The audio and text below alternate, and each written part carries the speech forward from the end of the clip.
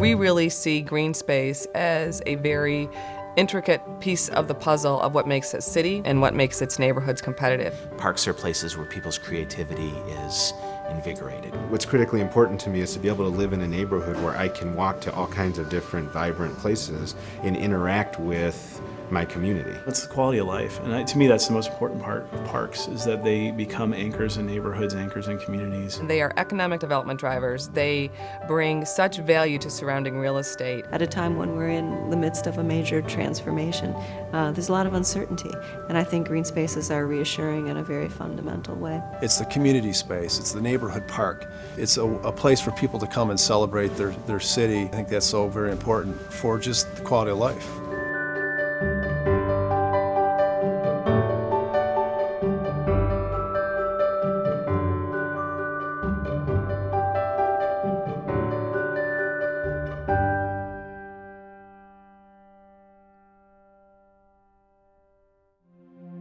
Located on the Great Lakes with the Cuyahoga River winding through its core, Cleveland emerged in the 20th century as one of America's leading cities of industry.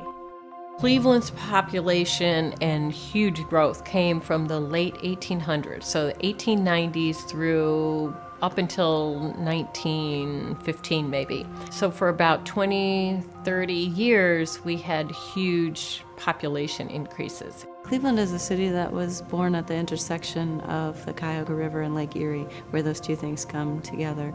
There are a lot of competitive advantages to locating a city at that location. The river and the lakefront were primarily used for industrial and commercial uses. The riverfront and the lakefront and some of those natural resources actually help facilitate commerce. And, quite frankly, at the early part of the century, you had a lot of entrepreneurs who were sort of cutting edge on inventing things that became very important to the United States. By the 1920s, Cleveland was the nation's fifth largest city, and despite the Great Depression, it continued to grow and flourish. By the 1960s, however, Cleveland's industries began to slump, and many residents left the city. This whole idea about planning for tomorrow wasn't necessarily there. For a long period of time, Cleveland was in the top 10 populated cities in the country, and people never thought that we wouldn't be there forever. In the 50s and 60s, you had a guy named Albert Porter, who was our county engineer. He was probably the most powerful political guy in town. So he designed, with the Department of Transportation, the highway system in Cleveland. And it was designed to accommodate a city that was then looking to be somewhere near 3 million people at some point. The region was growing tremendously. So you put in place a lot of right-of-ways, a lot of freeways for a population that never came. 915,000 people. That was our peak population in the 1950s. Since then, we've lost our manufacturing base, we've lost steel mill jobs, and so the natural population decrease has caused vacancy. But then on top of that, the foreclosure crisis has been happening here for probably 5 to 7 years. And that foreclosure problem and the whole housing crisis is so much more severe than the typical Wall Street downturn, because most people have everything tied up in their home. Most homeowners put a lot into their house. It's their biggest asset. So when that crashes, that really affects everybody.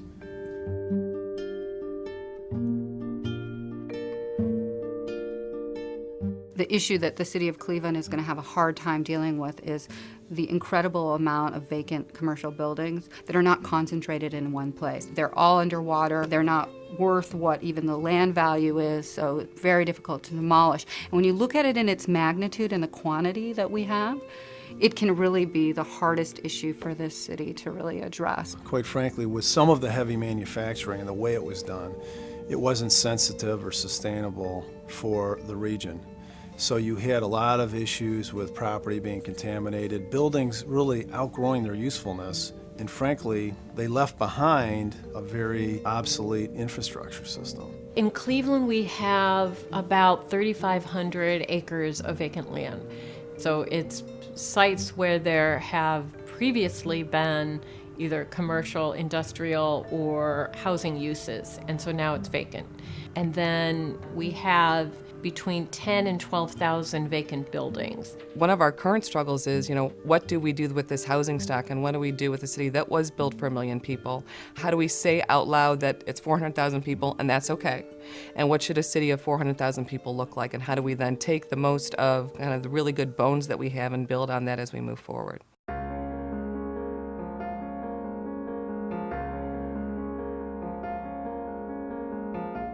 I think if we really look at the opportunity that we have to really build a city right, and when we look at vacant land or we look at all the homes that have been foreclosed, there's an opportunity to reclaim those in a way that will really add to the quality of life, that will create green infrastructure, that will attract young residents, that will keep people here. We really would be able to both assemble, purchase, clean up large quantities of this vacant land that we have, put it back to productive use, and in doing so, create neighborhoods, communities, places to live. The kind of land that we have is pretty impressive. I mean, if you look at the vacant lots we've got vacant lots that have access to the lake, we've got vacant lots that have access to our river, we've got vacant lots that are very close to anchor institutions. We inherited just really unbelievable building stock and architecture from the 1920s when Cleveland was in its heyday and the 6th largest city in the country, and everybody knows that story. But what's left of that are really important bones, both in terms of the architecture of the city, but also in terms of the incredible institutional capacity that's here, from the universities to the hospitals to the cultural institutions. Leveraging those things into creating a neighborhood is really all we have to do. We just have to connect those assets. Here in Cleveland, we're also really interested in having functional landscapes, meaning, as we were just talking, green spaces that have a job to do, aside from being beautiful and accommodating to recreation. The biggest problem we have in terms of just scale and expense is the combined sewer overflow problem. What that essentially means is when the storm sewers and the sanitary sewers overflow, that means a lot of that sanitary flow bypasses the water treatment plant and ends up right in the lake. Huge problem. The Great Lakes are, of course, one of the country's and the world's most significant natural resources, and so keeping sanitary sewage out of them is a priority. Green space can function as a way of holding stormwater. The term in the landscape business is green infrastructure, and the idea that instead of just gray infrastructure below the surface managing water, we can have green spaces that align in ways that support natural hydrology.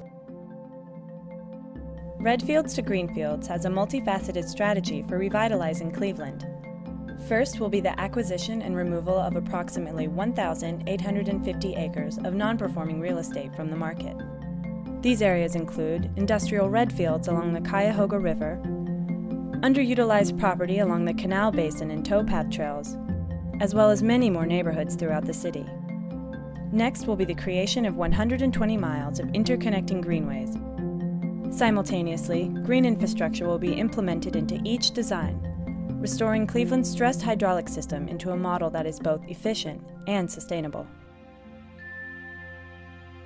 When those public spaces get improved, the surrounding neighborhoods get improved, both from the standpoint of how they look and feel, but also the reinvestment starts to come back in. Part of the positioning in terms of paying for parks is being able to equate their value. So if we're able to do that in a way that manages stormwater, then the region pays less for stormwater management, or creates an opportunity to eradicate blight in a neighborhood so that the real estate value of surrounding houses is raised. Everyone benefits from that. We can bring the technical expertise to understand what will work and what won't, how much things cost, and how the pieces of a particular neighborhood fit into the larger system. But at the end of the day, what we're helping to do is create the imagery and the vision around what people most want for their own neighborhoods. I think in Cleveland what we're really trying to do is take something that was very negative, and that really is the foreclosure and vacant land, and truly flip it on its head and say, all right, this gives us a unique opportunity to completely rethink land use. When you look at other cities that have reinvested in their core, you see people sort of taking back their neighborhood and seeing that if we're reinvesting in our public space, I'm going to reinvest in my house, and a developer is going to say, hey, that's such a cool park, it might be neat to have condominiums across the street from it.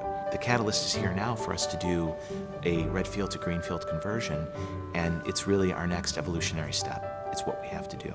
It's what's next.